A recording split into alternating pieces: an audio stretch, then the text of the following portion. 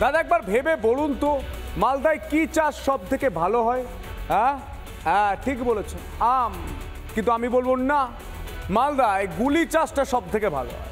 অলিতে গলিতে গুলিটা বেশি চলে। মালদায় শুট আউটের মুক্তাঞ্চল হয়ে গিয়েছে। বছরের শুরু হয়েছিল কাউন্সিলর দুলালের খুন দিয়ে, আর আজ দেখুন।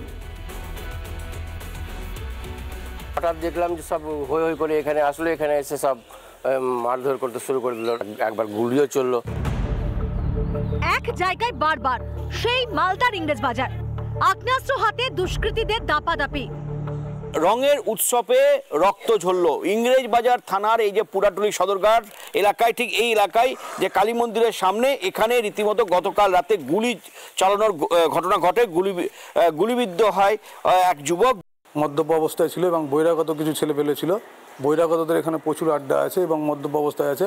আমাদের যে প্রশাসন আছে সেরকম কোনো ব্যবস্থা নাই না, নিলে আজকে এটা হতো না। স্থানীয় সূত্রে খবর, শনিবার 13 নম্বর ওয়ার্ডে ক্রিকেট খেলা নিয়ে শুরু হয় বিবাদ। দুপক্ষের মধ্যে বচসা থেকে চলে গুলি। তখনই গুলিবিদ্ধ হন বিপ্লব ঘোষ নামে স্থানীয় এক যুবক। বাজারে যাওয়ার পথে আক্রান্ত হন তিনি। মানুষ ভিতর থেকে খুব আতঙ্কিত আছে, যারা বাচ্চা কাচ্চা নিয়ে সংসার টংসার করছে, পরিবার নিয়ে, ওরা বলতে পারে না, মুখ খুলতে পারে না, কিন্তু খুব প্রবলেমে আছে, খুব অসুবিধার মধ্যেই আছে।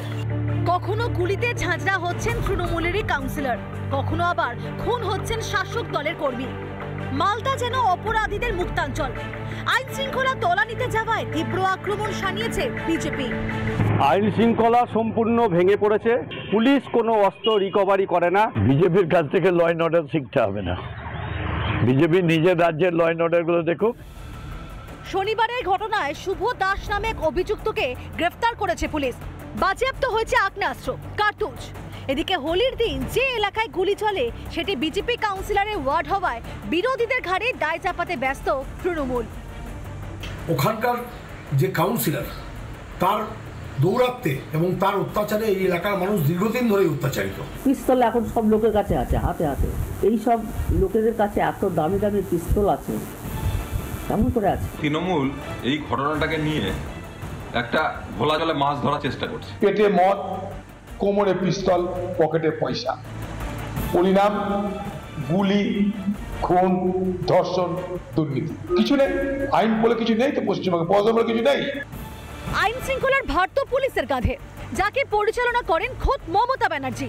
তাহলে কেন নজর ঘুরিয়ে দায় ঝাড়ছে শাসক? কেন পুলিশে অপদার্থতার দায় নেবে না তৃণমূল? মালদা থেকে দীপঙ্কর গোস্বামী রিপোর্ট, রিপাবলিক বাংলা। পেটে মদ, হাতে বন্দুক, পকেটে পয়সা। আর সে রাজ্যের শিল্প কি জানেন? লোকে বলছেন শিল্পের পর্যায়ে নিয়ে চলে গেছে অনুপ্রবেশ আর শংসাপত্র, জাল শংসাপত্র কারবার।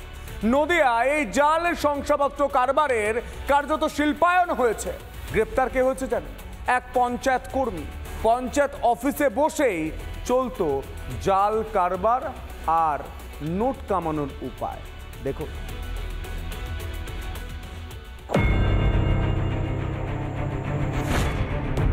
একদিকে রাজ্যের মাথা ব্যথা অনুপ্রবেশ, অন্যদিকে এরই মাঝে রমরমিয়ে চলছে জাল শংসাপত্রের কারবার।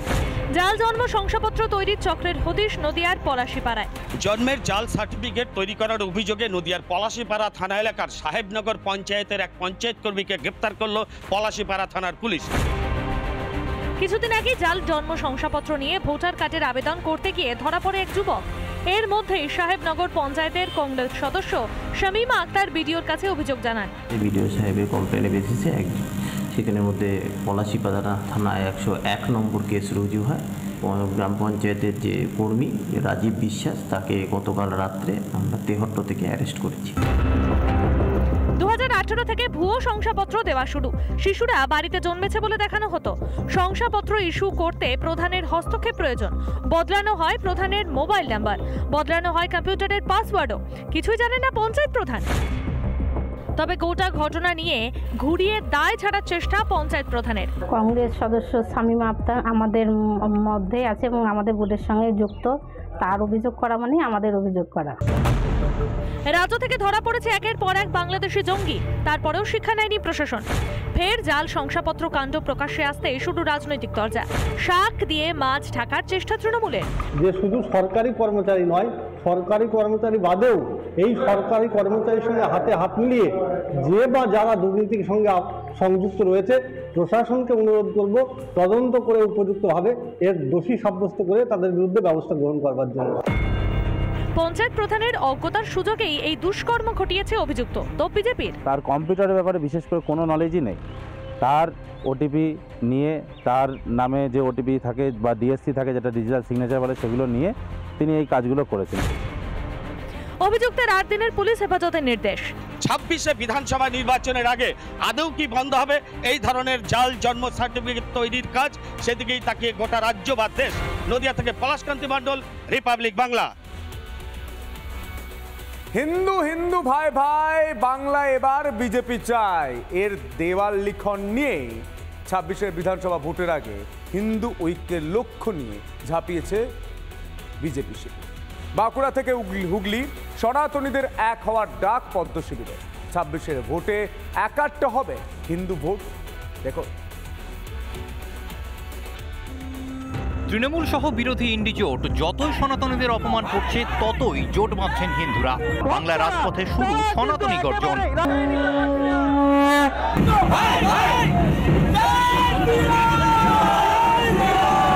এবার হিন্দু স্বার্থ রক্ষার্থে এক কাট্টা বঙ্গ বিজেপি। বিধানসভা ভোটকে পাখির চোখ করে বাঁকুড়ায় শুরু দেওয়াল লিখন। বাঁকুড়ার বিজেপি বিধায়ক নীলাদ্রি শেখর দানা তার যা বিজেপির কর্মী সমর্থক আছেন তাদেরকে নিয়ে ইতিমধ্যে 2026-এর ভোটকে লক্ষ্য রেখে তারা কিন্তু প্রচার শুরু করে দিয়েছে। তৃণমূলের তোষণের রাজনীতিতে রাজ্যে কার্যত কোণঠাসা হিন্দু সমাজ। সনাতনীদের আস্থা ফেরাতে ঐক্যের বার্তা বিজেপি বিধায়কের। তো হিন্দুদের নিয়ে, হিন্দু বাড়ির ছেলে হয়ে, হিন্দুর সন্তান হয়ে হিন্দুদের কথা বলবো না তো আমি কার কথা বলবো? হিন্দু হয়ে গীতার কথা বলবো না? হিন্দু হয়ে আমার ধর্মের কথা বলবো না? রাজ্যের বুকে সেকুলারিজমের চাষ করা ধান্দাবাজদেরও চরম বার্তা বিজেপি বিধায়কের। যারা সেকুলার সেজে মুখে সেলোটে বেড়েছে তাদেরকে বলছি, সেকুলার সাইজে থাকবেন না। এখানে কোনো দল নয়, সব দলমত নির্বিশেষে সমস্ত দেশের হিন্দু এক হও। হিন্দু জাগরণে ভয় ধরেছে তৃণমূলের মনেও। 26-এর ভোটের আগে তাই বিজেপি বিরোধিতায় সরব শাসক নেতৃত্ব। উন্নয়ন জিরো, উন্নয়ন বলতে এদের কিছু নেই, শুধুমাত্র পিছন ধরে টানা, শুধুমাত্র মেরুকরণের রাজনীতি এবং বিভাজনের রাজনীতি করে হিন্দু মুসলিম লাগিয়ে একটি ইস্যু, এই ইস্যু মানুষ খায়নি বিগত দিনেও, আজকের ডেটেও মানুষ খাবে না। একই ছবি দেখা গেল হুগলিতেও। বিধানসভা ভোটের আগে সনাতনীদের স্বধর্ম রক্ষার ডাক দিয়ে পোস্টারে ছয়লাভ চুঁচুড়া। 2026-এর নির্বাচন এখনও কয়েক মাস বাকি। তার আগে যারা বিরোধীরা রয়েছে তারা কিন্তু এক প্রকার বলা যেতে পারে প্রচার শুরু করে দিল। সংখ্যালঘু তোষণ থেকে বাংলাদেশি ও রোহিঙ্গার অনুপ্রবেশ, তৃণমূলের বিরুদ্ধে দ্বিচারিতার রাজনীতির অভিযোগ তুলে ঘুঁটি সাজাচ্ছে গেরুয়া ব্রিগেড।